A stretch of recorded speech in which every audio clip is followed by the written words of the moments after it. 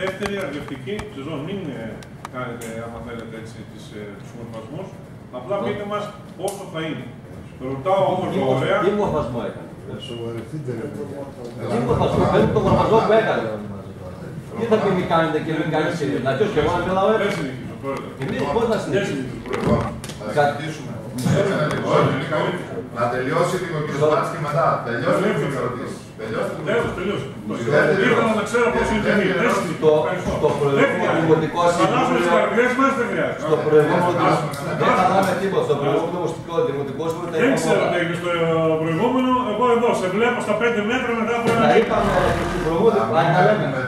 Εδώ το θέμα κάνουμε. Τα είπαμε. Λοιπόν, Χριστό, τα είπαμε πόσο θα στοιχήσει η κιλοβατόρα φέτος, πόσο στήχησε πέρυσι και τι ακριβώς έχει γίνει. Τώρα, αν δεν ήσασταν. Ξέρει ο πολίτης και ο αγρότης πόσο είναι. Τα είπαμε, Χριστό. Το αλήθεια στο Δημοτικό Συμβούλιο. Τα είπαμε για τα έχουν καταγραφεί, τα είπαμε. Φέτος. Τα στοιχεία που βάλεις πάρα μαζί σου. Τα είπαμε, μισό λεπτό. Τα είπαμε την προηγούμενη φορά. Δεν σταματάει. Τα είπαμε την προηγούμενη φορά.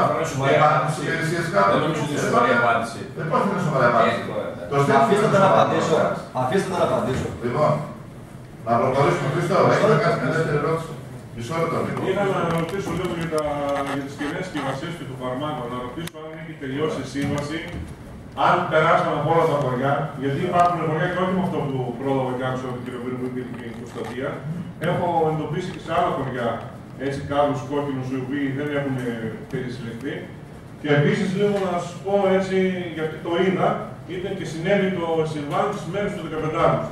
Αν πρόκειται να λέμε ότι εμείς κάνουμε ορθή διαχείριση κοινών συσκευασιών και των φαρμάκων με τον τρόπο που είδα τις μέρες του 15ου της Παναγίας, νομίζω ότι την επόμενη φορά θα πρέπει να καταγγείλετε πρώτα εσείς την εταιρεία.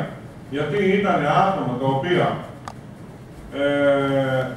παίρνανε όλες τις συσκευασίες χωρίς καμία προστασία, τα πετούσαν ό,τι ήθελαν, βάζανε μέσα στο φορτηγό, ό,τι δεν ήθελαν και στα big bag και όσο θέλαν τα πετούσαν δεξιά και αριστερά και δεν πήγε να το μαζέψει κανένα.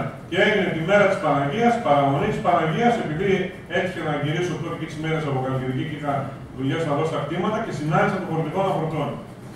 Ήτανε απρεπέστατη έτσι όλη η διαδικασία, πήραν οι δήμαρχοι. Την επόμενη σκέφτηκα να πω την αλήθεια. Σκέφτηκα να κάτσω πάνω του βερβεσλού, δεν έξερε το κόμμα. Απλά στο να θέλω να σου κάνει παρατήρηση. Άμα είναι να τα παίρνουν και τα πετάνε έτσι, δεν είναι. Οι αγρότες τα βάζουν μέσα στο κάδο και επειδή αυτοί αργήσαν ή η σύμβαση άργησε ή ό,τι έγινε. Έρχονται αυτοί μετά και τα πετάνε. Δεν έχουν το δικαίωμα. Αυτοί είναι για να καταλήγουν το μοντέλο αφού πληρώνονται. Σε αυτό να είστε λίγο πιο αυστηροί, οφείλετε να το υποδείξετε και την επόμενη φορά. Αν δεν κάνει μια αυτοψία να δείτε ότι δεν υπήρχε ούτε ένα μέτρο ασφαλείας και απλά περνούσανε, μαζεύανε, πετούσαν όπου να είναι και εντάξει, μετά κάνουμε ορθή διαχείριση. Ένα άλλο ζήτημα που είπατε γι' αυτό για τα πλατάνια που άκουσα, αυτό καλά είναι να μην το αναφέρουμε έτσι δημόσια, γιατί κάποιοι μπορεί να χάσουν τον ύπνο τους. Έγινε άστοχη κοπή εκεί πέρα, εντελώς ήταν μια αστοχία. Αυτή η διαδικασία με την απολύμανση γίνεται εδώ και καιρό. Εμείς προσωπικά ασχολούμαστε εκτός επαγγελματικά, την έχουμε κάνει εδώ και πάρα πολύ καιρό και έχουμε τα ανάλογα πιστοποιητικά. Όχι μόνο τα έχουμε και βίντεο με αυτό που έγινε. Απλά την επόμενη φορά που θα γίνει η κοπή όπως είναι να γίνει, καλύτερα να γίνει γιατί κάποιοι θα χάσουν την ύπνο τους, είναι πολύ αυστηρά. Το λέω σαν συμβουλή. Μέσα από αυτό που λες υπάρχει και παράνομο κοπή. Δεν λέω και παράνομο. Δώσαμε για να το πήγαμε αν δεν δώσετε το μεταφέρουν λογικό είναι. Θα πω στον κύριο Παύλο Τζόγο. Ευχαριστούμε. Θέλει να απαντήσει στον κύριο Μπάτση.